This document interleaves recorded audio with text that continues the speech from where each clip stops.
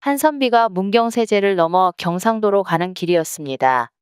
한참을 가다 보니 앞에 중이 가는 게 보였는데 그 행색이 꾀죄죄해서 흡사 거지처럼 보였습니다. 선비는 중 곁으로 다가가 넌지시 물었습니다. 중님, 어디로 가시는 길입니까? 대놓고 중이라 낮춰 부르는 것도 아니고 대사라 높여 부르는 것도 아닌 어리석은 말투였습니다.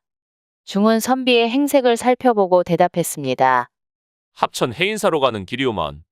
댁은 어디로 가는 게요? 나는 경상도에 있는 형님을 오랜만에 찾아가는 길인데 말동무가 없어 심심하던 차에 중님을 보니 반가워서 말 좀 붙였소. 중님이 모여 무식하긴 대사라 부르시오. 놀란 선비가 미안한 마음에 연신 사과를 했습니다. 그리고는 농담을 하며 너스레를 떠니 둘은 금방 허물이 없어졌습니다. 그렇게 며칠 같이 다니며 친해진 둘은 한 객주에 머무르게 되었는데 야심한 밤 심심한 선비가 중에게 물었습니다. 아니 대사는 여지껏 여자를 한 번 못 만나보고 어떻게 지내셨소? 남녀가 혼인을 해서 자식을 낳고 알콩달콩 사는 게 세상 사는 재미일 텐데 그 재미도 몰라서 어쩌? 선비의 말에 중은 빙그레 웃을 뿐 아무 대꾸도 하지 않았습니다. 선비가 다시 한번 중을 떠봤습니다. 대사는 진짜 여자를 만난 적이 없소. 집요한 선비의 물음에 중이 자기도 모르게 말문을 열었습니다. 사실 딱 한 번 여자를 만날 뻔 한 적이 있소. 어떤 사연인지 재밌겠구려. 선비가 장단을 마쳤습니다. 내 3년 전 합천오갈이라는 마을로 시주를 갔을 때 일이었소. 홍진사라는 양반 집 앞에서 사람을 불렀는데 아무도 나오지 않소이다. 거기 서서 몇 번을 더 외치자 처자가 나와서 쌀 한 대박을 주고는 바로 들어가는 게 아니겠소. 사실 전에도 그 집에서 시주를 하면서 몇 번 본 적이 있는데 참 이쁘게 생긴 처자라고 생각은 하고 있었다오. 그날은 하인도 아니고 처자가 직접 나온 걸 보니 집안에는 아무도 없겠다 생각이 들었지. 그래서 순간 나도 모르게 처자를 따라 안으로 들어갔다오. 그런데 처자가 어찌나 큰 소리를 외치던지 깜짝 놀라 도망쳤다오. 중이 말을 마치자 선비가 재촉하며 물었습니다.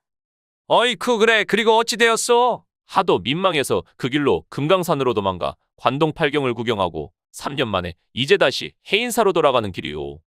중이 멋쩍은 듯 말꼬리를 흐리며 대답하였습니다. 아니 잘못한 것도 없는데 도망가서 3년을 떠돌다 이제 다시 절로 돌아간단 말이오. 거원 못 났구려. 선비가 껄껄 웃으며 중에게 핀잔을 주었습니다. 그날 밤 선비가 중의 이야기를 가만히 생각해보니 의심스러운 점이 한두 개가 아니었습니다. 아무래도 죄를 짓고 도망친 놈이 틀림없는 것 같구만. 그렇지 않고 3년이나 떠돌이 생활을 할 리가 없지 않은가. 내일은 저 중과 헤어져서 합천 오가리로 가서 한번 알아봐야겠구만. 어쨌든 혼자 있는 처자의 집에 들어간 것은 죄를 진 일이니. 다음 날 선비는 중과 헤어져 합천 오가리 마을로 갔습니다. 마을 사람들에게 물어 홍진사의 집을 찾던 중 한 노인이 흥미로운 얘기를 들려주었습니다. 그 살인자의 집을 왜 찾아가려고 하오? 살인자라니 무슨 소립니까?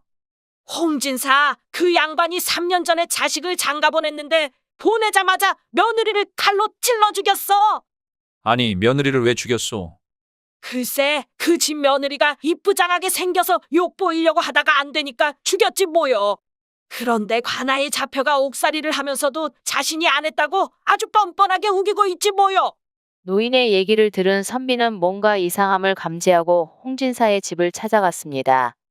걔 아무도 없소. 누구신지요? 내 글 공부하는 선비인데 오늘 하루 지낼 곳이 없어 묵기를 청하오. 죄송하오나 이 집 주인께서는 현재 출타 중이오라. 하루 묵기는 힘들 듯합니다. 출타 중이오면 언제쯤 돌아오시오. 내 시간 맞춰 다시 돌아오리라. 어느 정도 상황을 안 선비가 모르는 채 물어보자 하인은 대답하기 난처해했습니다. 선비가 돌아갈 기색 없이 몇 번 더 재촉하자 하인은 사실대로 얘기해 주었습니다. 저희 주인어른께서는 억울한 일을 당하셔서 현재 옥살이 중입니다. 언제응이 집행돼서 어떻게 될지 모르는 상황인데 외지인을 함부로 묵게 할 수는 없을 듯합니다. 억울한 누명이라니 어떤 일이오? 하인은 노인이 해준 얘기대로 말해 주었으나 다른 점은 홍진사는 절대로 그런 일을 할 사람이 아니라는 것이었습니다. 억울한 누명이면 반드시 밝혀질 것이오. 선비는 하인을 위로해주고 발길을 돌렸습니다. 더 이상 지체하면 안 되겠구만. 내일 당장 관하로 가야겠다. 이튿날 선비는 관아 입구에 들어서면서 마패를 손에 쥐고 외쳤습니다. 암행어사 출두야! 암행어사 출두야! 선비는 바로 암행어사 박문수였습니다. 깜짝 놀란 포졸과 사또가 나와 머리를 조아렸습니다. 여기에 홍진사라는 놈이 며느리를 죽이고 갇혀 있다고 들었다.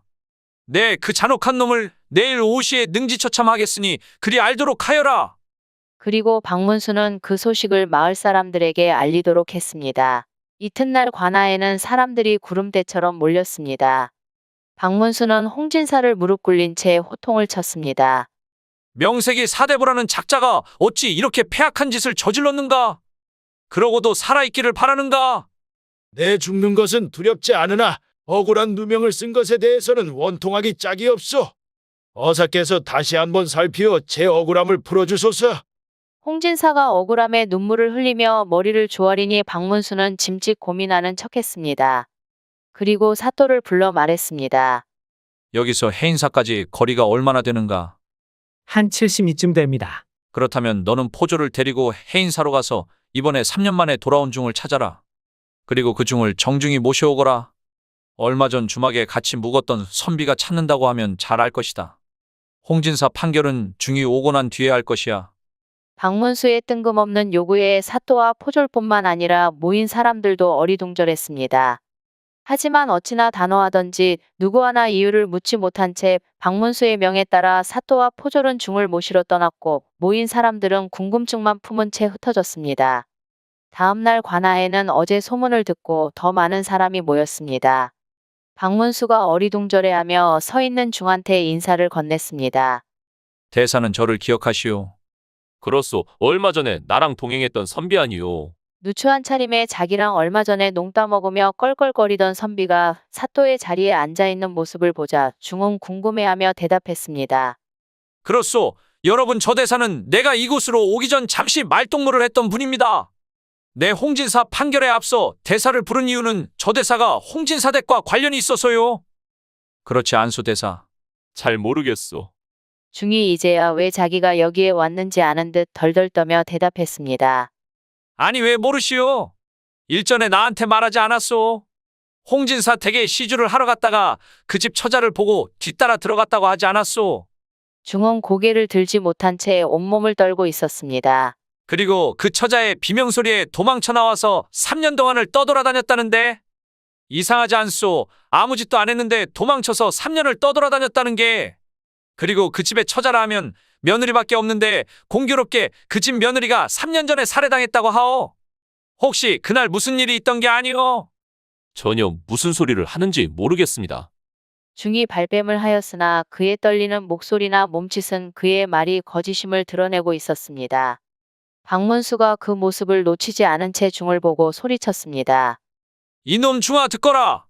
내가 3년 전 홍진사 댁에 시주를 할 때 그 집 며느리를 욕보일 생각으로 접근했다가 말을 듣지 않자 찔러 죽이고 도망친 걸 알고 있다.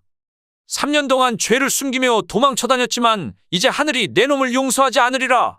중은 박문수가 너무 상세히 자신의 범행을 말하자 더 이상 발뺌하지 못하고 자백하고 말았습니다.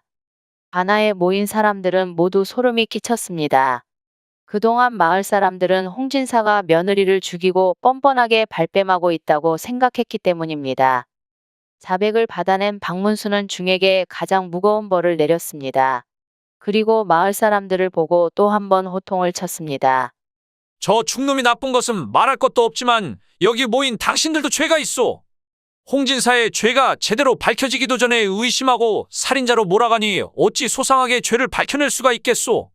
내 어제 오늘 이렇게 많은 사람이 모이게 한 이유는 홍진사의 억울함을 모두에게 알려주기 위함이었으니 앞으로 그 누구도 홍진사를 의심하지 마시오. 그리고 무턱대고 남을 의심하고 헐뜯는 일은 앞으로 없어야 할 것이오. 모여있던 많은 마을 사람들은 부끄러움에 누구 하나 제대로 고개를 들을 수 없었습니다. 묵묵히 듣고 있던 홍진사의 눈에서는 기쁨의 눈물이 흘렀습니다. quack, quack.